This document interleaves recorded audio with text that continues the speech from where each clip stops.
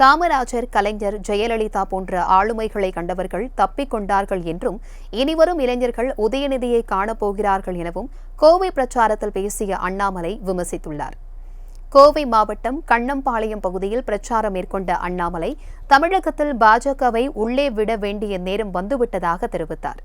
மேலும் 2024 தேர்தலில் சாதி, மத, மொழி பேதமில்லாமல் அனைவரும் மோடி பிரதமராக வேண்டும் என்ற ஒற்றை கருத்தை நினைப்பதாக தெரிவித்தார். தொடர்ந்து பேசிய அவர், திமுக விஞ்ஞான ரீதியில் ஊழல் செய்து வருவதாக குற்றம் சாட்டினார். மேலும் இனிவரும் இளைஞர்கள் உதயநிதி போன்ற அரசியல்வாதிகளை பார்க்கும் துரதிருஷ்டவசமானவர்கள் என்றும் கூறினார். கமலஹாசன் நடிச்ச விக்ரம்னு ஒரு படங்கய்யா எப்படி இருக்குன்னு யோசிச்சு பாருங்க.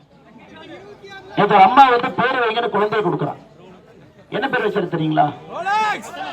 ரோலெக்ஸ் பேர் வைக்கிறாங்க. ரோலெக்ஸ் உங்களுக்கு தெரியும் ஐயா, வாட்ச் பிச்சுனா கூட பரவாயில்ல. ரோலெக்ஸ் இப்ப கமலஹாசன் நடிச்ச விக்ரம்னு ஒரு படங்கய்யா, அதுல ட்ரக் விக்கிறவன் பேர் ரோலெக்ஸ். அதுல ட்ரக் விக்கிற ஒரு தலைவனுடைய பேர் ரோலெக்ஸ். அது ரோலெக்ஸ் பேர் வைக்கலாம். ஆனா இந்த குழந்தைகள் நேரடியாக உதயநிதி ஸ்டாலின் பார்க்க போறாங்க. அவங்க எல்லாமே எப்படி